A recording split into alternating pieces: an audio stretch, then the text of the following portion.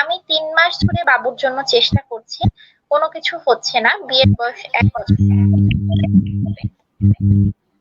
আচ্ছা, এখন হলো যে তোমার জন্য যেটা অ্যাডভাইস সেটা হচ্ছে যে আমরা কিন্তু আসলে বিয়ের বয়স যেহেতু তোমার ১ বছর, সেই হিসাবে আমরা তো বলতে পারি যে তোমার হয়তো মানে এখন টেস্ট করে দেখার টাইম। কিন্তু তুমি তো চেষ্টা করছো মাত্র ৩ মাস। আসলে আমরা কোনো কাপল যখন আমাদের কাছে এসে বলে যে আমরা এখন ট্রাই করছি কিন্তু কনসিভ হচ্ছে না, তখন আমরা কিন্তু বেশ কয়েকটা হিস্ট্রি আগে তাদের কাছ থেকে ফাইন্ড আউট করার বা এক্সক্লুড করার চেষ্টা করি যে মানে নরমাল কিছু প্রবলেম তাদের হচ্ছে কিনা। তার মধ্যে একটা হলো যে তাদের টাইমিংটা।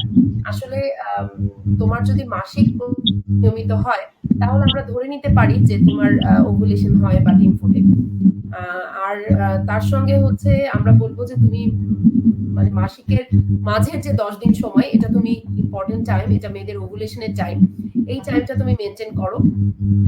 আর আমার মনে হয় নিশ্চিন্তে তুমি আরো ৭ মাস বা ৯ মাস আরো কিন্তু চেষ্টা করতে পারো। যদি তোমার কোনো তাড়াহুড়া না থাকে বা হাসব্যান্ড এখনই বাইরে চলে যাবে বা তোমার ক্যারিয়ার বা পড়াশোনা বা তোমার অন্য কোথাও শিফট হওয়ার কোনো প্ল্যান যদি না থাকে, তাহলে আমি বলব তোমরা নিশ্চিন্তে আরো ৯ থেকে ৯ মাস তোমরা ইজিলি ট্রাই করতে পারো।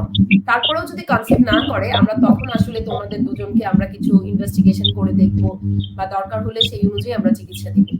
তো এখনই আমার মনে হয় অস্থির হওয়ার দরকার নেই। আর তবে তোমার যদি কোনো তাড়াহুড়া থাকে অথবা অন্য কোনো প্ল্যান থাকে যে আমাকে ২ মাস বা ৩ মাসের মধ্যে কনসিভ করতে হবে, তাহলে তুমি একজন গাইনি স্পেশালিস্ট কারো সঙ্গে কনসাল্ট করে নিতে পারো। তাহলে আমরা তোমার কিছু টেস্ট করে দেখব যে তোমার এবং তোমার হাসব্যান্ডের যে তোমাদের বাচ্চা হতে কোনো প্রবলেম আছে কিনা। যদি প্রবলেম থাকে আমরা তাহলে ওষুধ দিতে পারি। কিন্তু সাধারণত ইনফার্টিলিটি বা বন্ধ্যাত্ব বা বন্ধ্যাত্বের চিকিৎসা বা কারণ খুঁজে দেখার যে ব্যাপারটা, এটা আসে যখন কোনো কাপল ১ বছর ধরে চেষ্টা করার পরেও তার কনসিভ হয় না। কারণ আমরা স্টাডি থেকে দেখেছি যে ১ বছর যদি কোনো কাপল আসলে একসঙ্গে থাকে এবং বাচ্চার জন্য চেষ্টা করে, দেখা যায় শতকরা ৯০ ভাগই কিন্তু কনসিভ করে ফেলে। এবং বাকি যে ১০ ভাগ থাকে তাদের জন্য আসলে আমরা ইনভেস্টিগেশন করি বা ট্রিটমেন্ট করি। ধন্যবাদ ম্যাম। আমরা পর্যায়ে চলে আসছি। আমরা শেষ প্রশ্নটা নিয়ে নিচ্ছি। আলাউদ্দিন আল আজাদ প্রশ্ন করেছেন, আমার স্ত্রী, বয়স ২৮, প্রথম সন্তানের বয়স ৯ বছর, এটা দ্বিতীয় প্রেগন্যান্সি, এখন ২৬ সপ্তাহ চলছে, বর্তমান ওজন ৭৯ কেজি। সমস্যা হলো প্রথম থেকেই শরীরের বুঝতে পারে না।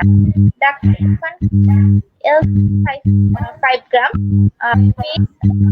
ফাইভ দিয়েছে, কিন্তু কোনো কাজ হচ্ছে না। ১১/৪/২০২২ এর রিপোর্ট অনুযায়ী haemoglobin ৮.৬, random blood sugar ultra রিপোর্টে বাচ্চার পাইপার এফ 46 মিলিমিটার। এটা কি ঠিক আছে? আচ্ছা, ২৬ সপ্তাহ প্রেগন্যান্সি, ২৬ সপ্তাহ প্রেগন্যান্সিতে আসলে ওর রক্তের হিমোগ্লোবিন তো বেশ কম, 8.6 অবশ্যই তাকে আমার মনে হয় এখন আমরা আয়রন ইনজেকশন দিতে পারি, ওরালি সে আয়রন খেতে পারে। আয়রনযুক্ত খাবার যেটা আমি একটু আগেই বললাম সেগুলো একটু বেশি করে খেতে হবে। আর ব্লাড সুগার, র‍্যান্ডম ব্লাড সুগারে আমরা আসলে অ্যাসেসমেন্টটা ভালোভাবে করতে পারি না। আমরা আসলে পেশেন্টের ডায়াবেটিস হয়েছে কিনা, প্রেগন্যান্সিতে ডায়াবেটিস হয় অনেকেরই, যাদের আগেও ডায়াবেটিস ছিল না কিন্তু প্রেগন্যান্সিতে হতে পারে। আমার মনে হয় ওর জন্য OGTT, oral glucose tolerance test, এই টেস্টটা একটু করে দেখলে ভালো হয়। আর হলো ওজিটিতে যদি দেখা যায় যে তার ব্লাড সুগার খালি পেটে ৭ এবং খাওয়ার পরে যদি মানে আপনার 7.8 এরকম বা 9 এরকম যদি চলে আসে তাহলে কিন্তু তাকে আমরা ডায়াবেটিক বলব।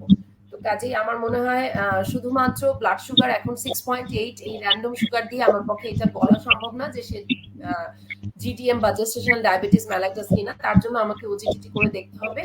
আর যেহেতু তার এই শরীরে চুলকানির সমস্যা অনেকদিন ধরে এবং সে কিন্তু অলরেডি অ্যান্টিহিস্টামিন বা অন্যান্য অ্যান্টিফাঙ্গাল কিছু নিচ্ছে, আমার মনে হয় আপনি আপনার গাইনোকোলজিস্ট যাকে দেখাচ্ছেন তার পাশাপাশি একজন স্কিন স্পেশালিস্টকেও দেখাতে পারেন যে ওরা আসলে কোনো স্কিন ডিজিজ আলাদাভাবে হচ্ছে কিনা যার জন্য তার চুলকানি হচ্ছে। তবে অবশ্যই উনি যেটাই প্রেসক্রাইব করুক না কেন, আপনি অবশ্যই আপনার অবস্টেট্রিশিয়ান গাইনোকোলজিস্টকে আপনি দেখিয়ে তারপরে ওষুধগুলো শুরু করবেন। আপনারা আমাদের লাইভটিকে বেশি বেশি করে শেয়ার করবেন। আপনার একটি শেয়ারের মাধ্যমে হয়তো অনেকেই আমাদের এই লাইভ সম্পর্কে জানতে পারবে এবং অনেকের অনেক প্রশ্ন সম্পর্কে উত্তরগুলো পাবে। এবং অনেক দর্শকই আছেন যারা আমাদের ইউটিউব চ্যানেলটিকে সাবস্ক্রাইব করেননি, তারা আমাদের ইউটিউব চ্যানেলটিকে সাবস্ক্রাইব করবেন, কারণ আমাদের পরবর্তী লাইভগুলো ইউটিউব চ্যানেল থেকে